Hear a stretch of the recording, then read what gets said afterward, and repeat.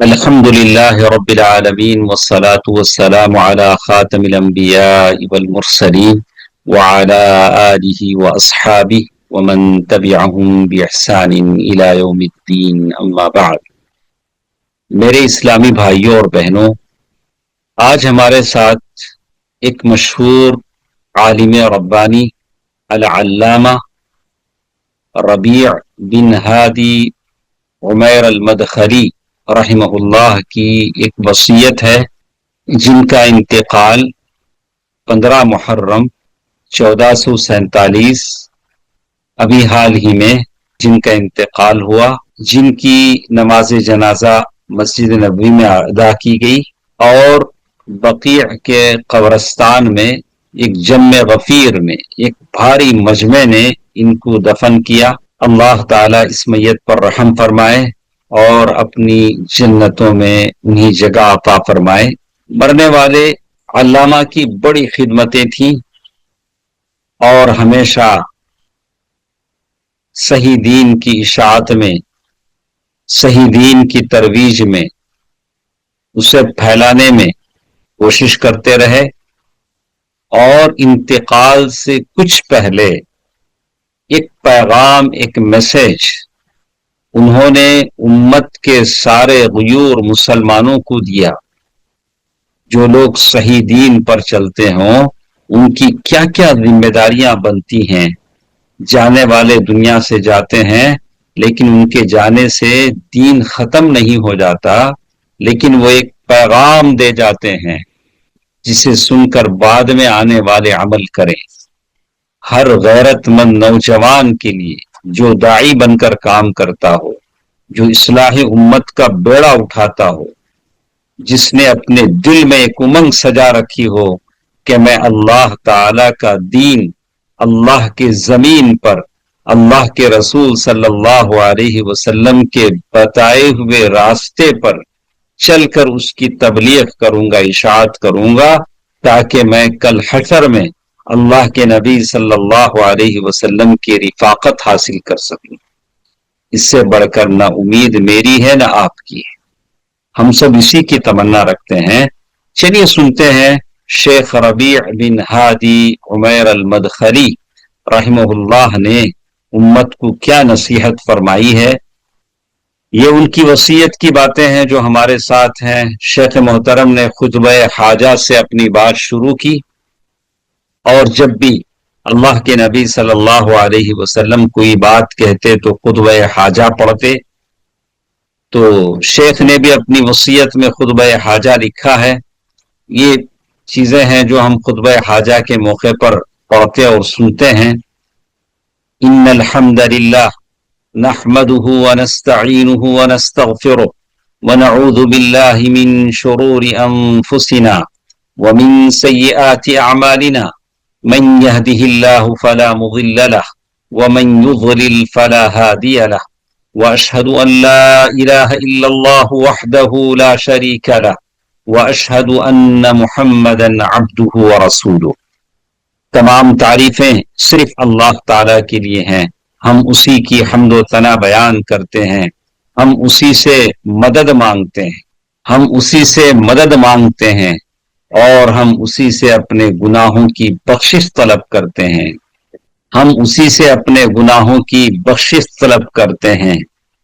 ہم اپنے نفس کی شرارتوں اور اپنے برے اعمال سے اللہ تعالی کی پناہ میں آتے ہیں. جسے اللہ تعالی ہدایت دے اسے کوئی گمراہ نہیں کر سکتا، اور جسے وہ گمراہ کر دے اسے کوئی ہدایت نہیں دے سکتا.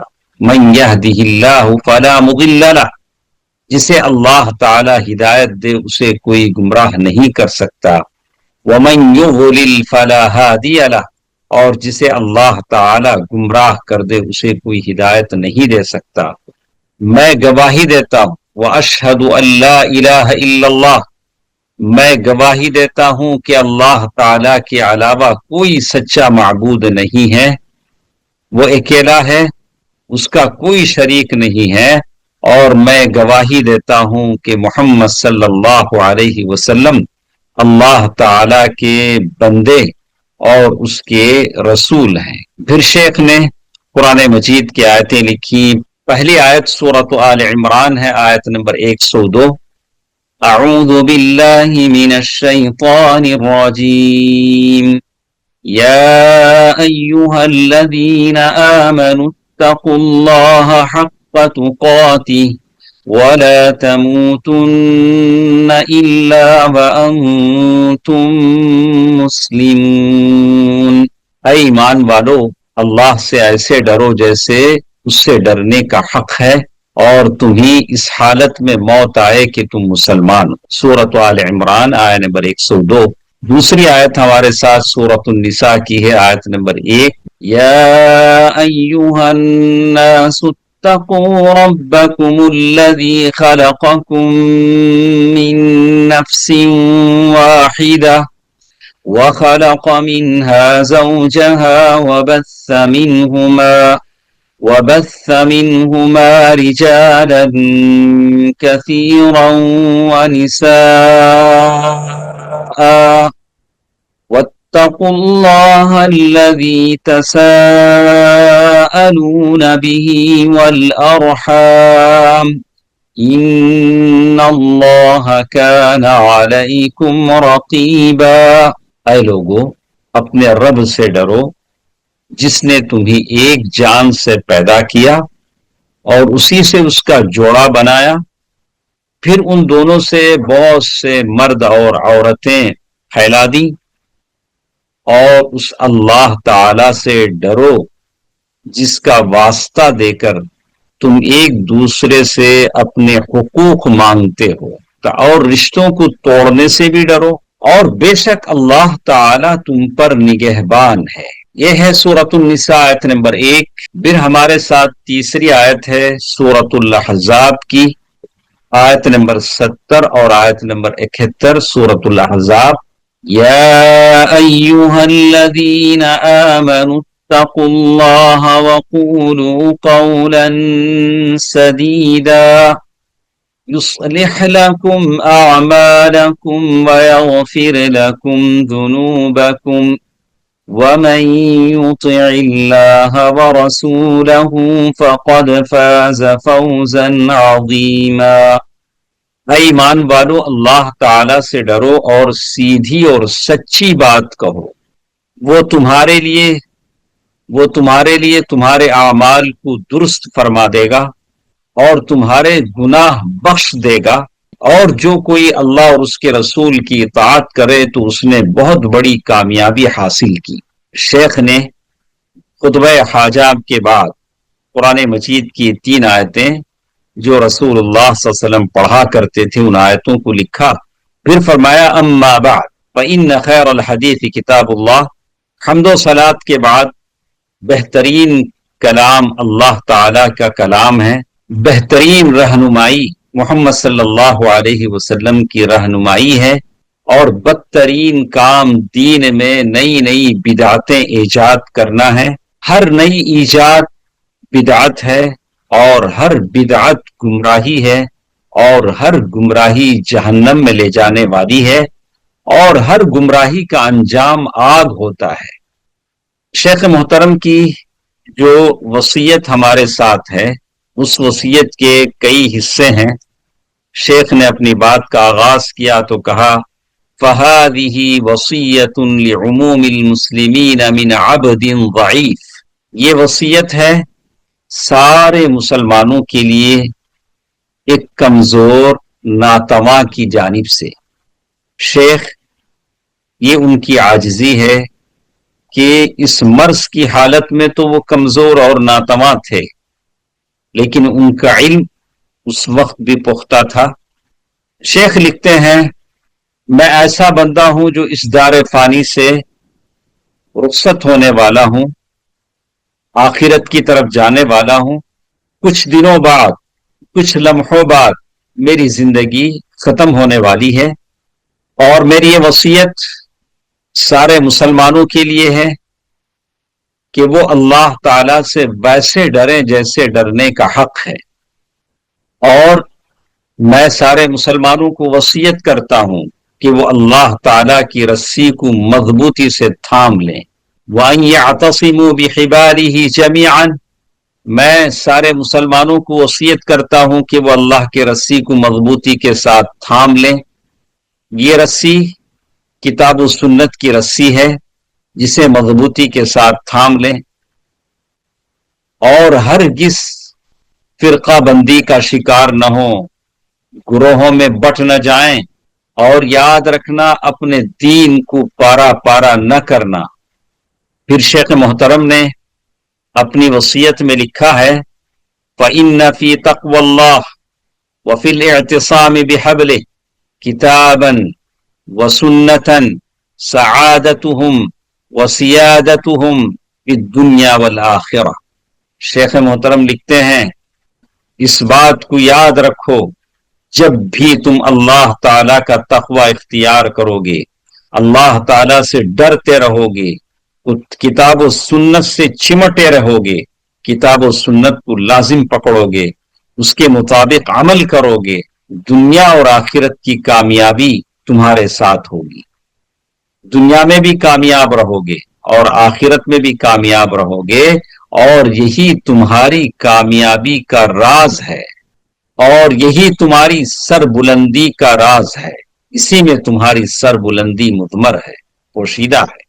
اور اس کے برعکس تفرقہ اور اختلاف کا راستہ اختیار کرو گے، اس میں تمہاری ذلت اور رسوائی کی داستان پوشیدہ ہے.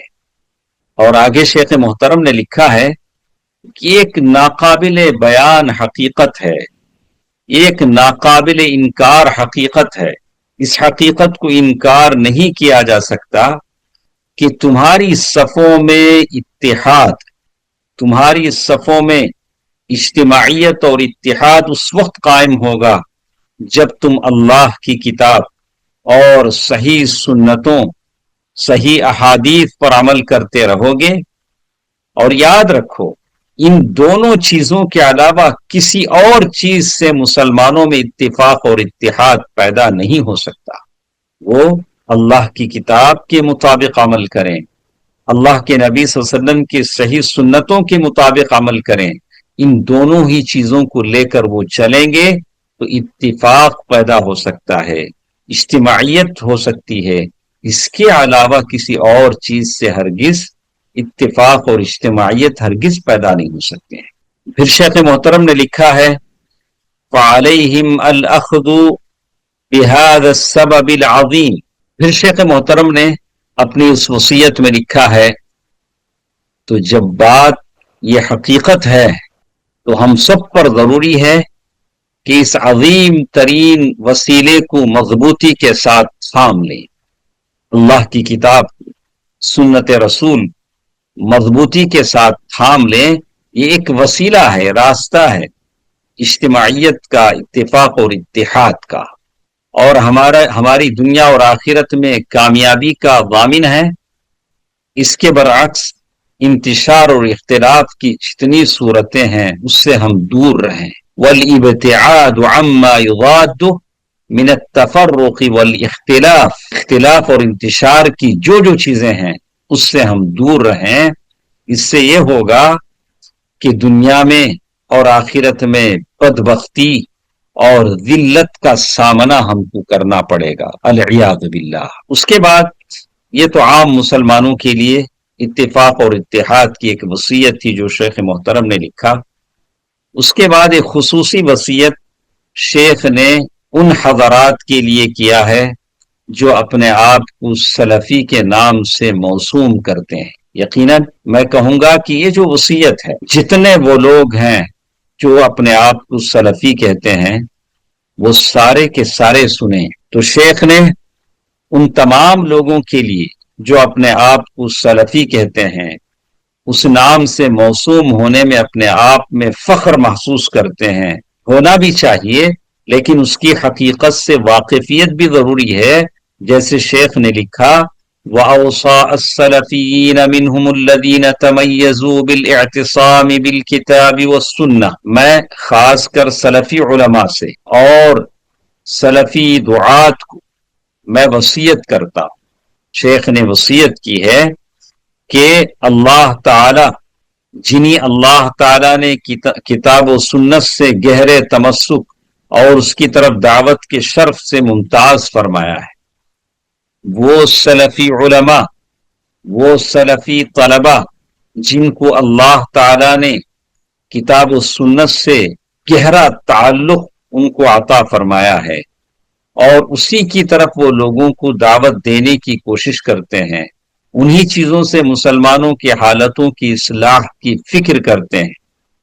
تو شیخ محترم نے گزارش کی ہے سارے سلفی علماء سے کہ آپ اپنی کوششوں کو دوبالا کریں، کوششوں کو دگنا کریں، کوششوں کو بڑھائیں، اصلاح عقیدے کی اصلاح کے لیے، اعمال کی اصلاح کے لیے عقیدے کو بڑھائیں، جسے شیخ نے یہاں بتایا ہے عقیدتاً و عبادتاً۔ شیخ رحمہ اللہ نے یہاں بتایا ہے عقیدتاً و عبادتاً و سیاستاً و اقتصاداً و اجتماعاً وغیر ذلك من شؤون حیات المسلمین۔ شیخ نے لکھا ہے کہ امت مسلمہ کے حوال کی درستگی کے لیے ہم اپنی کوششوں کو بڑھائیں۔ یقیناً مجھے تو ایسا لگتا ہے، شیخ کی عبارت سے ہٹ کر میں کہتا ہوں کہ ہم لوگ جس دین کو لے کر جی رہے ہیں وہ دین الگ ہی ہے، اور ہمارے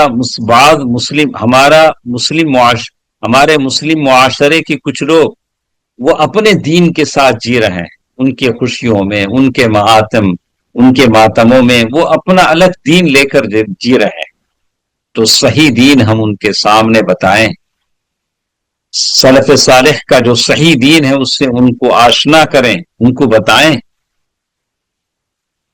عقیدہ کیسا ہونا چاہیے، عبادتیں کیسی ہونی چاہیے، سیاست کیسی کرنی چاہیے، معیشت کیسی ہونی چاہیے، تجارت کیسی ہونی چاہیے، اور معاشرت زندگی کا سلیقہ کیسے ہونی چاہیے، اپنے ماں باپ کے ساتھ، بیوی بچوں کے ساتھ، زندگی کے ہر شعبے میں ہم اصلاح کی فکر کریں، اور اصلاح ایسی جس کی بنیاد کتاب و سنت پر ہو، اس سے ہٹ کر نہ ہو، بھلے اس میں لوگ کم آپ سے متاثر ہوں، لیکن اصلاح، عمل کی اصلاح، عقیدے کی اصلاح کتاب و سنت ہی سے ہوتی ہے۔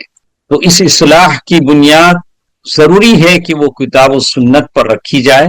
اس حقیقت کو ہم ساری امت کے سامنے روز روشن کی طرح عیاں کر دیں، امت کو سمجھا دیں، اپنی نیک نیتی اور بلند پایا مقاصد کو لوگوں کے سامنے واضح کریں، انہیں احساس دلائیں کہ وہ اس امت کے لیے سراپا خیر خواہ ہیں۔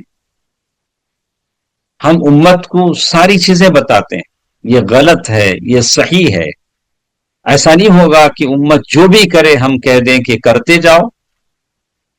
یہی بات شیخ رحمہ اللہ نے اپنی ساری زندگی میں کیا، جو غلط تھا اس کو غلط کہا، ببانگ دہل کہا، کھل کر کہا، جو صحیح تھا اس کو صحیح کہا، ملمہ سازی سے کام نہیں لیا، ملمہ سازی سے کام نہیں لیا، اور مصلحت کی چادر میں ہر چیز کو چھپا نہ دیا۔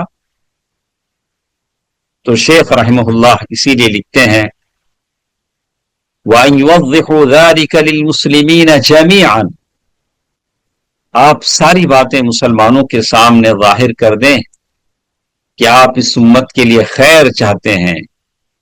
إِلَّا الْخَيْرَ كُلَّ الْخَيْرِ، ہمارا نصب العین اور ہمارا مقصد ہر اس برائی اور مصیبت کا خاتمہ ہے جو اس امت پر کتاب و سنت سے دور ہو جانے کی وجہ سے یہ مصیبتیں پڑی ہیں، یہ برائیاں پڑی ہیں، اس کو ہم دور کرنا چاہتے ہیں، امت کو پھر ایک بار کتاب و سنت کی طرف راغب کرنا چاہتے ہیں۔ یہی ہمارا مقصد ہے، اس کے علاوہ ہمارا کوئی مقصد نہیں۔ ہم چاہتے ہیں کہ یہ بھٹکی امت پھر ایک بار اس دروازے پر پہنچ جائے، کتاب و سنت کو لازم پکڑ لے۔ یہی شیخ محترم کی نصیحت ہے جو موت کے دہلیز پر کھڑے تھے، انتقال سے 2 دن پہلے شیخ نے یہ نصیحت فرمائی تھی۔ پھر شیخ محترم نے علماء اور طالبان علماء اور طالبان علوم نبوت کے لیے نصیحت فرمائی کہ شیخ محترم نے کہا، میں تمام مکاتب فکر سے تعلق رکھنے والے علماء کرام اور طالبان علوم نبوت کو نصیحت کرتا ہوں کہ اپنی امت کے معاملے میں اللہ تعالی کا ڈر اپنی دل میں بساؤ۔ ایک طرف ہماری آپسی بحثیں ہیں، دوسری طرف بھٹکتی امت ہے۔ اس امت کی فکر کرو، ہاں اس امت کے حق میں اللہ تعالی سے ڈرو اور اپنی تمام توانیاں صرف کرو، جتنی محنت کر سکتے ہیں، جتنا زور لگا سکتے ہیں، اس امت کو اس دلدل سے نکالنے کی کوشش کرو جو کتاب اللہ اور سنت رسول کو چھوڑ کر اپنے مختلف ہتھ کنڈوں میں شکنجوں میں پھنسی ہوئی ہے، اسے وہاں سے نکالنے کی فکر کرو۔ اس امت کو دوبارہ اللہ کی کتاب سے آشنا کرواؤ، صحیح احادیث سے ان کا تعلق جوڑنے کی کوشش کرو، کیونکہ یہی وہ راستہ تھا جس پر سلف صالحین چلتے تھے، جس پر سلف صالحین عقیدہ اور عبادت، سیاست اور معاشرت، جینے کا طور و طریقہ اور اخلاق اور کردار کو لے کر چل رہے تھے۔ سارے معاملات میں ان کے پاس 2 ہی سورسز تھے، ایک اللہ کی کتاب اور دوسرا سنت رسول صلی اللہ علیہ وسلم۔ انسانی خواہشات اور تمام اختلاف کے جو اسباب ہیں اس سے اپنے آپ کو بچا کر چلو، لوگوں کو بچنے کی تاکید کرو، اس لیے کہ اس اختلاف نے امت کا شیرازہ بکھیر دیا ہے، امت بڑی پریشان ہے۔ اب وقت ہے کہ علماء، طالبان علوم نبوت اس حقیقت کو سمجھیں اور امت کے اتفاق اور اتحاد اور اجتماعیت کی فکر کریں، اور یہ اتفاق اور اتحاد صرف کتاب و سنت سے ممکن ہے۔ ایک طرف اتفاق و اتحاد کی دعوت ہے اور دوسری طرف مسلمانوں کو ان تمام برائیوں سے بچانا ہے جو ان کو کمزور کر رہی ہیں اور ذلت اور گمراہی کے دلدل میں انہیں لے جا رہی ہیں، ذلت اور گمراہی میں انہیں پھنسا رہی ہیں، ذلت اور گمراہی کے گہرے گڑھے میں انہیں دھکیل رہی ہیں۔ اس کے بعد شیخ محترم نے کچھ اور باتیں اپنی اس وصیت میں لکھی ہیں اور کہا کہ اس بات کو ہمیشہ یاد رکھو، اس امت کی اصلاح، درستگی انہی باتوں سے ہو سکتی ہے، اسی چیز سے ہو سکتی ہے جس سے پہلے لوگوں کی اصلاح ہوئی، پہلی امت درست ہوئی۔ وہ اونٹ چرانے والے جنہوں نے قرآن و حدیث کو لے کر، اللہ کے نبی صلی اللہ علیہ وسلم کی تعلیمات کو لے کر دنیا کے اکثر و بیشتر حصے پر حکمرانی کی۔ اس بات کو اور بھی اچھی طرح سمجھ لیں کہ اس امت کو اللہ تعالیٰ نے ساری امتوں پر فضیلت اور برتری عطا فرمائی ہے۔ یہ وہ بہترین امت تھی جسے اللہ تعالیٰ نے لوگوں کی رہنمائی کے لیے بھیجا تھا، مبعوث کیا تھا، اس لیے کہ یہ امت لوگوں کو نیکی کا حکم دیتی ہے اور برائی سے روکتی ہے۔ پھر شیخ محترم نے اپنی وصیت میں بیان کیا ہے وَأَنَّ الْمُسْلِمِينَ الْأَوَائِلِ مِنَ الصَّحَابَةِ وَمَنْ تَابَعَهُمْ بِإِحْسَانٍ، اور یہ حقیقت ہے کہ پہلے کے مسلمان جن کو اللہ تعالیٰ نے اللہ کے نبی صلی اللہ علیہ وسلم کی صحبت کا موقع دیا، صحابی ہونے کا شرف عطا کیا، پھر وہ جو ان کے بعد آئے، صحابہ اکرام کے بعد اخلاص کے ساتھ صحابہ اکرام کے نقش قدم پر چلتے رہے، ان لوگوں کو یہ فضیلت اللہ تعالیٰ نے خود نبی کے زبانی عطا فرمائی. رسول اللہ صلی اللہ علیہ وسلم نے فرمایا خیر الناس قرنی ثم الذین یلونہم ثم الذین یلونہم ثم یأتی بعدہم قوم یشہدون ولا یستشہدون وینظرون ولا یوفون وَيَكْثُرُ فِيهِمُ السَّمَنُ. اس کا ترجمہ ہے سب سے بہترین لوگ میرے زمانے کے ہیں، پھر وہ جو ان کے بعد آئیں گے، پھر وہ جو ان کے بعد آئیں گے، پھر ان کے بعد ایسی قومیں آئیں گی جو گواہی دیں گے حالانکہ ان سے گواہی طلب نہیں کی جائے گی. وہ نظر مانیں گے لیکن کبھی اسے پورا نہیں کریں گے،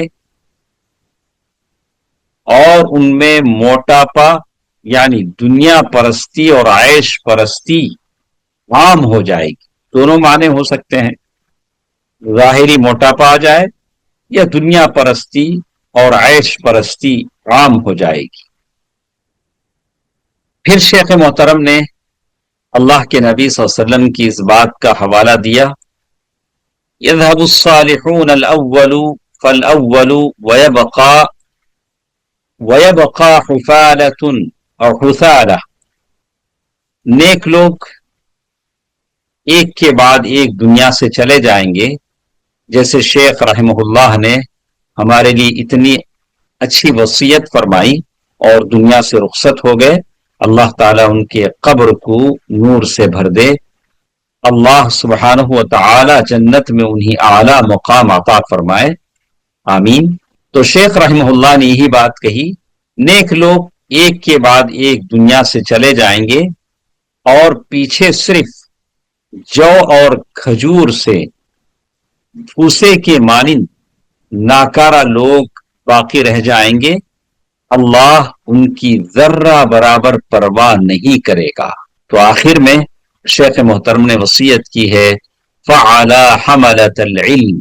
شیخ محترم نے یہی بات لکھی ہے کہ علماء پر، طالبان علوم نبوت پر فرض ہے کہ وہ اللہ تعالیٰ کی کتاب اور اس کے رسول عام و خاص اور مومنین کے لیے خیر خواہی کا حق ادا کریں. اللہ کے لیے بھی خیر خواہ بنے، رسول کے لیے خیر خواہ بنے صلی اللہ علیہ وآلہ وسلم، اور مومنوں کے لیے، عام و خاص مومنوں کے لیے خیر خواہ بنے، تاکہ اللہ تبارک و تعالی تمام مسلمانوں میں سے جسے چاہے سیلاب کی جھاگ اور کوڑے کچرے جیسے بے وقاتی اور دلت سے مسلمانوں کو نجات دے سکے. یہ آج ہم دیکھ رہے ہیں کہ ہم اپنے ماحول میں کتنے بے وقات ہیں. مسلمانوں کی عزتیں، مال، جان کتنی بے وقات ہو چکی ہے. اس کا احساس ہم سبھی کو ہے. الامان والحفیظ. اللہ سارے مسلمانوں کی، عالم اسلام کے ہر مسلمان کی حفاظت فرمائے، آمین. پھر شیخ محترم نے آخری گفتگو میں کہا، کیونکہ شیخ محترم نے پھر کہا لا سبب لذلك الا ابتعاد كثير منهم عن الاعتصام بكتاب الله والاحتكام الى الله. بس ان تمام چیزوں کا ایک ہی سبب ہے اللہ تعالی اس ذلت والی کیفیت سے مسلمانوں کو نجات فرمائے، اس لیے کہ اس ذلت کا بس ایک ہی سبب ہے، اس کے علاوہ کوئی اور سبب نہیں ہے. اس زبوں حالی اور اس ذلت کا بس ایک ہی سبب ہے. وہ سبب یہ ہے کہ امت مسلمہ کی اکثریت اللہ کی کتاب اور سنت رسول صلی اللہ علیہ وسلم سے دور ہے. ہونا تو یہ چاہیے تھا کہ یہ لوگ اللہ تعالیٰ کی کتاب کو مضبوطی سے تھام لیتے، اپنے معاملات میں اللہ اور اس کے رسول کی عدالت کی طرف رجوع کرتے. زندگی کا جو بھی معاملہ ہوتا وہ اللہ تعالیٰ کی طرف رجوع کرتے. لیکن شیخ محترم نے کہا اگر وہ سچے دل سے पूरी संजीदगी के साथ, आज भी वो सच्चे दिल के साथ किताब और सुन्नत की दावत को लोगों के दरमियान में फैलाते हैं, आम करते हैं, तो फिर अल्लाह की रहमतें, बरकतें हमारा इंतजार कर रही हैं, इस दुनिया में भी और आखिरत में भी। इस दुनिया में इज्जत, शान और शौकत, फतह और कामरानी हमारी मंजिल होगी, और आखिरत में रसूलुल्लाह सल्लल्लाहु अलैहि वसल्लम की रफाकत होगी। तो शेख मोहतरम ने आखिर में ही कहा, फ़इज़ा अअलनु ज़ालिका बिजिद्दिन व सिद्क़िन, अगर हम सिद्क़ दिल के साथ, भरपूर कोशिश के साथ फिर एक बार हक और सदाकत का ऐलान कर दें, अल्लाह की किताब और सुन्नत रसूल सल्लल्लाहु अलैहि वसल्लम की दावत को पहुंचाएंगे, तो फिर कामयाबी हमारे साथ है। कामयाबी के दरवाजे हम मुसलमानों के लिए खोल दिए जाएंगे। फिर दुआया कलिमात पर शेख ने अपनी वसीयत को खत्म किया है, नस्अलुल्लाह तबारक व तआला अन युहक्किक ज़ालिक। तो शेख रहमहुल्लाह ने कहा कि अल्लाह ताला से हम सब दुआ करते हैं कि अल्लाह सुब्हानहु व तआला हमारे इस मकसद में हमको कामयाबी अता फरमाए, और उम्मत मुस्लिमा को हर उस सबब से बचाए रखे जो उनके लिए दिल्लत और रुसवाई का सबब बन सकता हो। उन असबाब में से तफर्रुक़ाबाजी है, फिरकों में बढ़ जाना है, और एक दूसरे के खिलाफ हसद है, बग़्ज़ है, अदावत है, दुश्मनियां पालना है। तो अल्लाह ताला इन तमाम चीजों से हम मुसलमानों को नजात अता फरमाए, क्योंकि इन चीजों के तबाह कुन नताइज होते हैं जिससे हम सभी वाकिफ हैं। जो लोग इस उम्मत के सच्चे खैर खा हैं, वो इस उम्मत के लिए हमेशा दुआ करते हैं। आप भी दुआ करें। शेख मोहतरम की वसीयत यहाँ तक खत्म हो जाती है। बस अब यहाँ से हमारा काम शुरू होता है कि हम शेख मोहतरम की वसीयत पर कितना अमल करते हैं, वरना फिर हशर होगा। हशर में ये आलम रब्बानी होंगे, फिर हमारा गिरबान होगा। जैसे हमें अल्लाह के रसूल सल्लल्लाहु अलैहि वसल्लम को जवाब देना पड़ेगा, सहाबा इकराम को जवाब देना पड़ेगा, वैसे ये सारे उलमाए रब्बानियीन होंगे जिन्होंने अपना काम इस दुनिया में किया, इस दुनिया से रुखसत हो गए, और हमारी जिम्मेदारी बन जाती है हम इन बातों को सुने और इन वसीयतों पर अमल करने की कोशिश करें। अल्लाह तबारक व तआला से दुआ है कि अल्लाह ताला हम सबको इस वसीयत पर अमल करने की तौफीक दे। आमीन। वस्सलामु अलैकुम व रहमतुल्लाहि व बरकातुहू।